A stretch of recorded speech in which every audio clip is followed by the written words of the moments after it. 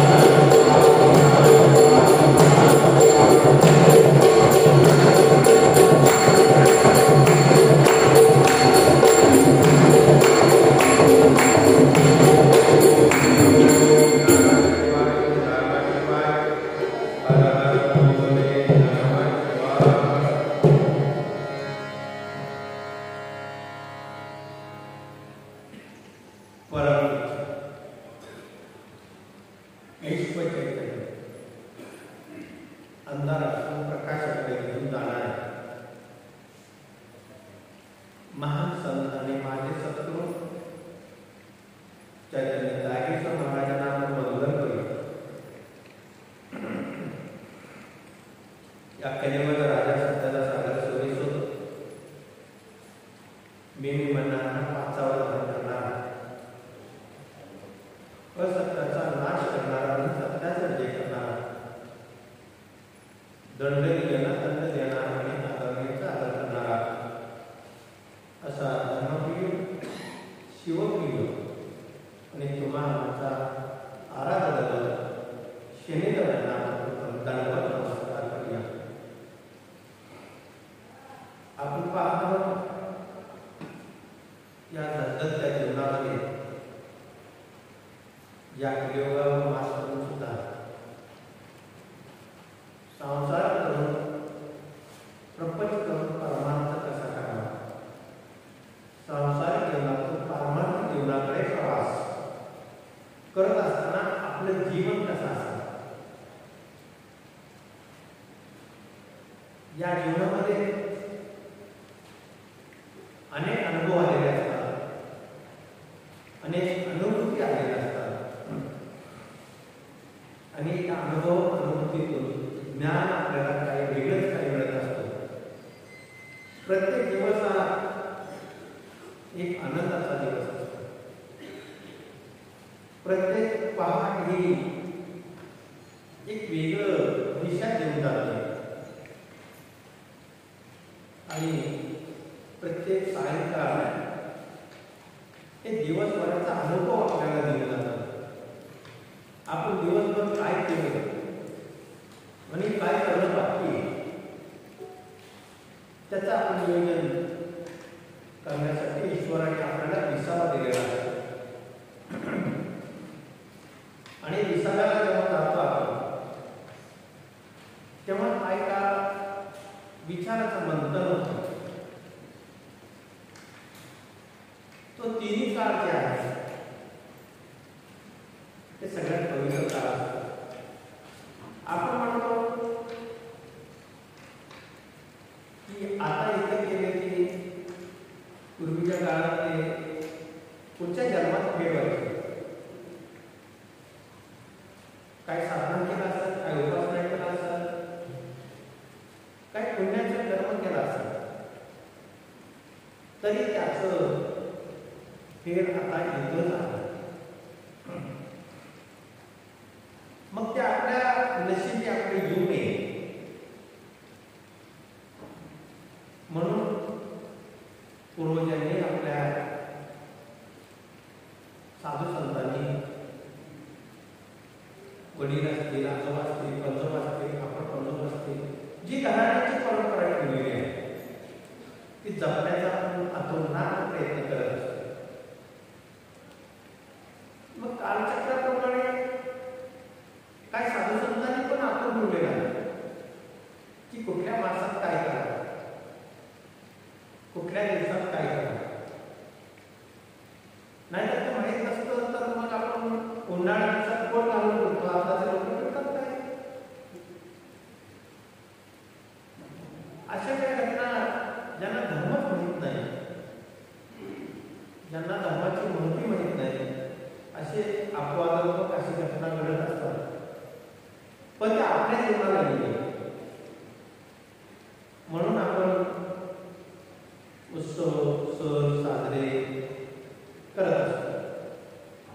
सणवार असतील, उत्सव असतील, काही विशेष दिवस असतील, विशेष काळ असेल, अशा प्रत्येक काळामध्ये, प्रत्येक ऋतूमध्ये प्रत्येक दिवस हा वेगळ्या पद्धतीने जातो. त्याचा आपण आनंद लुटत राहतो. तो कोण असतो? जो सत्संगी आहे, जो सांप्रदायिक आहे, त्या माणसाला त्या आनंद लुटण्याचा छंद असतो. घरामध्ये पूजन असेल, काय लोक म्हणतात काय पूजने काय प्राप्त होणार आहे का, कर्मकांडाने काय प्राप्त होणार आहे का,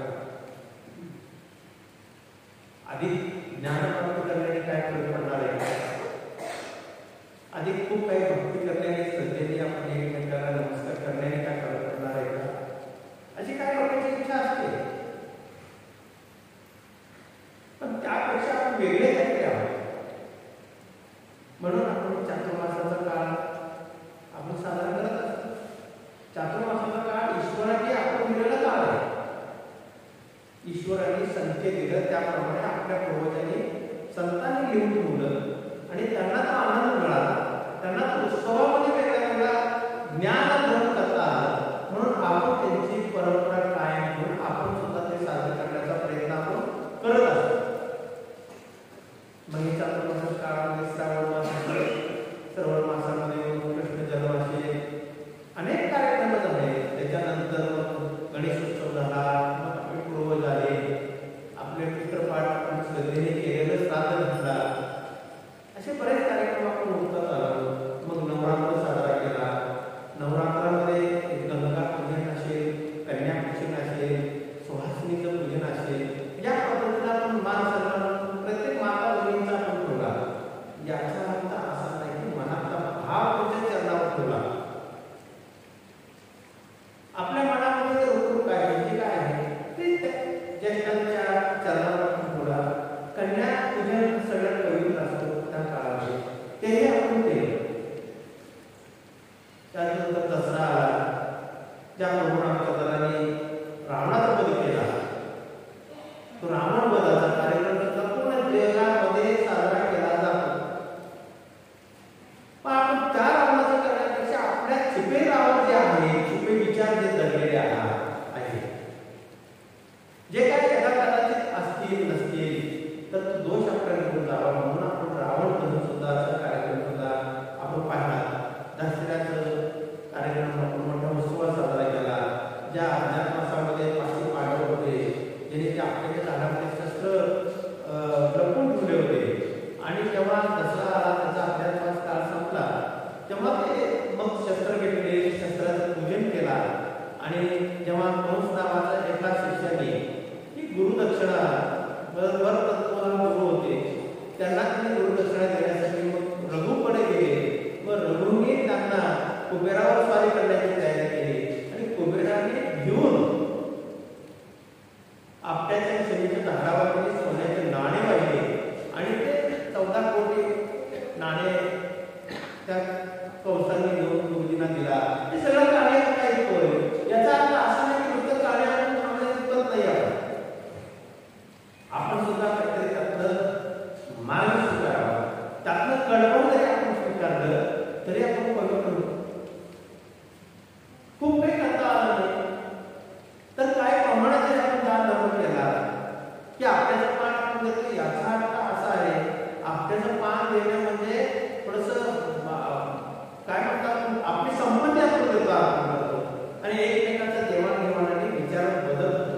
कनिष्ठांनी ज्येष्ठांना द्यावं आणि नमस्कार करावा, हे सुद्धा आपण केलं. त्यानंतर मग शरद ऋतू आला. ह्या शरद ऋतूमध्ये ह्या शरद ऋतूचा काळ असा असतो की ही जी चंद्र आहे ना, हे चंद्रमा ही पृथ्वीच्या जवळ आलेला असतो. भाद्रपद मासामध्ये पृथ्वीच्या जवळ सूर्य आलेला असतो.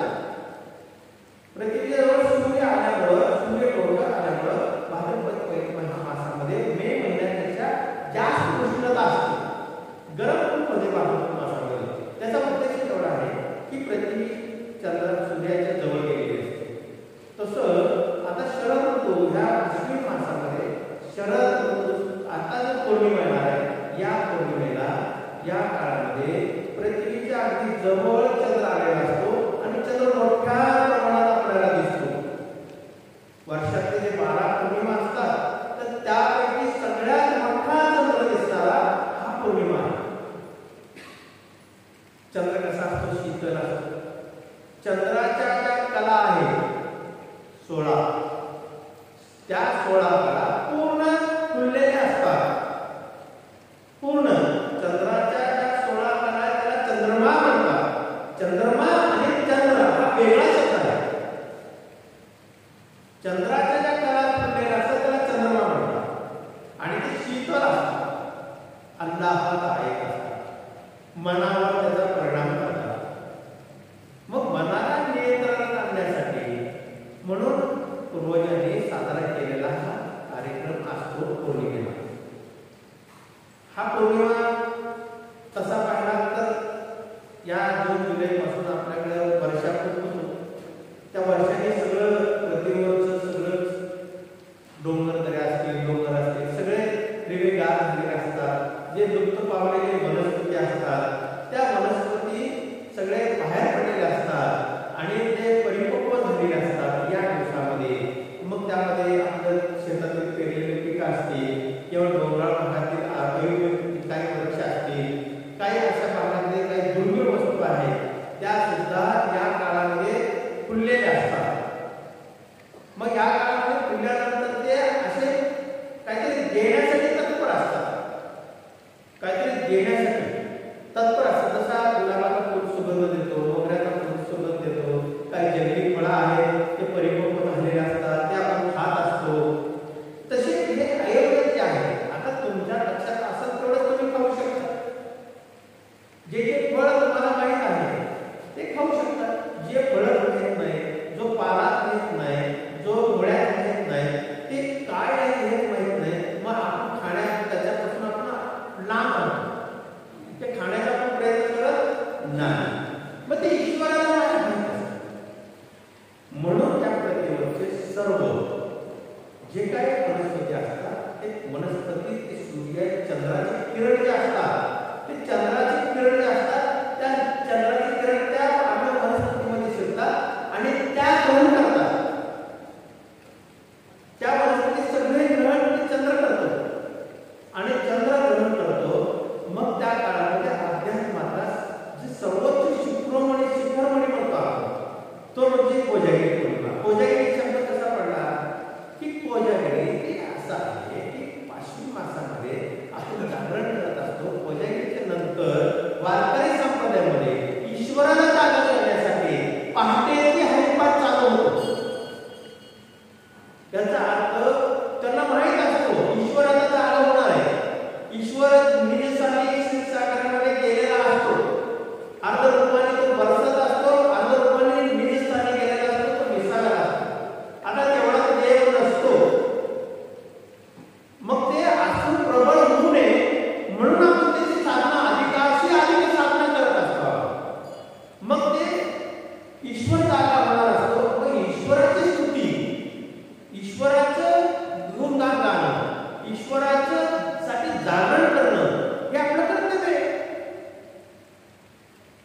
म्हणून या पौर्णिमेला आपण कोजागिरीचा अर्थ तो जागो कोण जागा आहे, कोण जागा आहे, का कोण जागा आहे असं कोण विचारतं. त्या पौर्णिमेला पृथ्वीच्या जवळ चंद्र आलेला असतो, तो आयुर्वेद सगळा खेचून घेतलेला असतो, आयुर्वेदाने भरलेला असतो, पुष्ट असा झालेला असतो. आणि त्या काळामध्ये आपण जागरण करण्याचा उद्देश असा असतो की त्या काळामध्ये वेदस्थानी असलेली प्रथम विष्णूच्या अगोदर लक्ष्मी येते. ती लक्ष्मी आपल्या स्वतःच्या वाहनावर असते आणि त्याचबरोबर सर्व देवांचा राजा तो इंद्र तो ऐरावतावर विराजमान होतो आणि प्रवासाला निघतात. हे इंद्र लक्ष्मी मातेच्या रक्षणासाठी असतो. लक्ष्मी माता प्रवास करत असते, ऐरावतावर इंद्र प्रवास करतो. मग जिथे लक्ष्मी आहे तिथे कुबेर आहे, जिथे लक्ष्मी आहे तिथे कुबेर आहे. मग कुबेर सुद्धा त्यांच्या बरोबर असतो आणि प्रवास करता करता अशा ठिकाणी प्रवास करतात की जिथं सत्संग चालू आहे, जिथं गुणगान चालू आहे, जी ईश्वराची स्तुती चालू आहे, भजन कीर्तन चालू आहे, नामस्मरण चालू आहे, ज्या घरामध्ये पावित्र्य आहे, ज्या घरामध्ये चातुर्मासामध्ये केलेले व्रत वैकल्याचं फळ देण्याचं काळ आलेला आहे, अशा ठिकाणी हे सर्वांचा प्रवास जातो. आणि तो प्रवास जाता जाता त्या त्या घरामध्ये त्यांनी त्यांच्या हिशोबाप्रमाणे तुम्ही किती साधना केलाय, किती दानधर्म केलाय, किती तीर्थाटन केलाय, किती स्नान संध्या केलाय, किती वेळा पूजा केलाय, हे सगळ्याचा हिशोब होतो. आणि त्या हिशोबाप्रमाणे तो दिवशी जागरण जो करतो आणि त्यांच्या घरात लक्ष्मी निवास करते, त्या दिवशी लक्ष्मी निवास करते, निवास करतो. आणि इंद्र सुद्धा प्रवासाला असल्यामुळं आपल्याला असुरांची कुठलीही भीती नसते.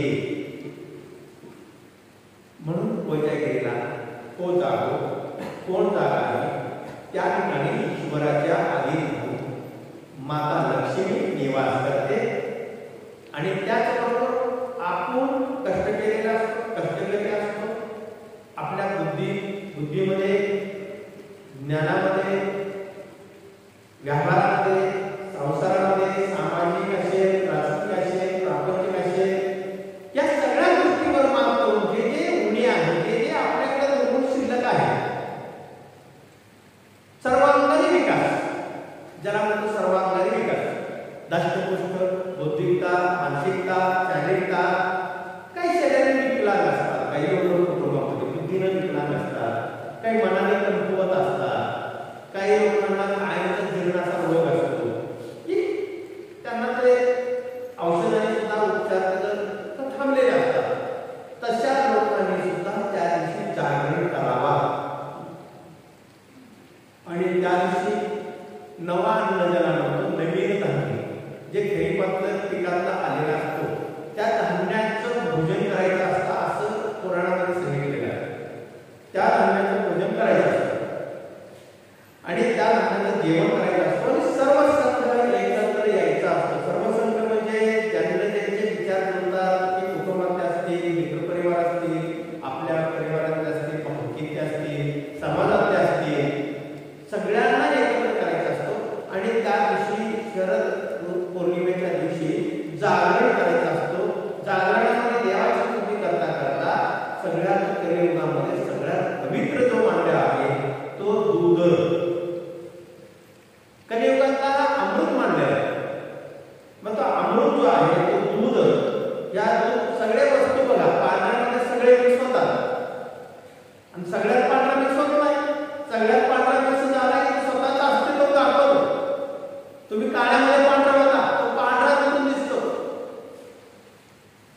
मग हे पांढरं वस्त्र ईश्वराला मान्य आहे आणि श्वेत वर्ण, त्याच्यामुळं त्या दिवशी दूध आपल्याला शिजवायचा असतो, आठवायचा असतो. त्याचा शब्द आठवण आहे. आठवण करायचा असतो, आठवायचा असतो. आणि त्या दुधामध्ये थोडंसं मसाला असेल, थोडंसं काय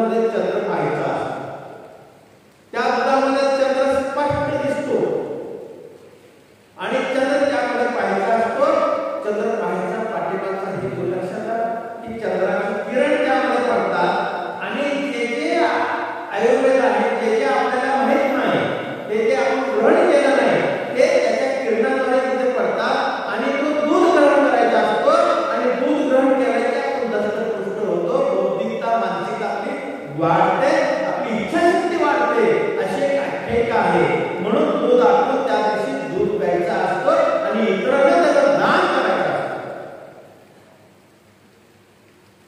असे म्हणतात. पूर्वीचे लोक वर्षभर थांबलं तरी एखादा महारोगी जरी असला आणि मनोभावे श्रद्धेने इच्छाशक्तीने निष्ठेने तत्परतेने सत्याने जर तो दूध ग्रहण केला तर तो महाराज सुद्धा बरा झालेला असं इतिहास सांगतो. मग आपण तरी कुठेतरी थोडंसं समजून असतो, कुठेतरी बौद्धिक मानसिक शारीरिक थोडंसं विकलांग असतो आपल्याकडे आणि ते काही पूर्ण होऊ शकत. त्याच्यापेक्षा तुमची इच्छाशक्तीनं सगळं काय होऊ शकतं. इच्छाशक्तीनं सगळं काय होऊ शकतं. म्हणून आपण सुद्धा दरवर्षी कित्येक वर्षापासून इथे तो सण साजरा करत असतो. कोजागिरी पौर्णिमा कित्येक वर्षापासून सर्व आपले श्रीमंत आपण एकत्र येतात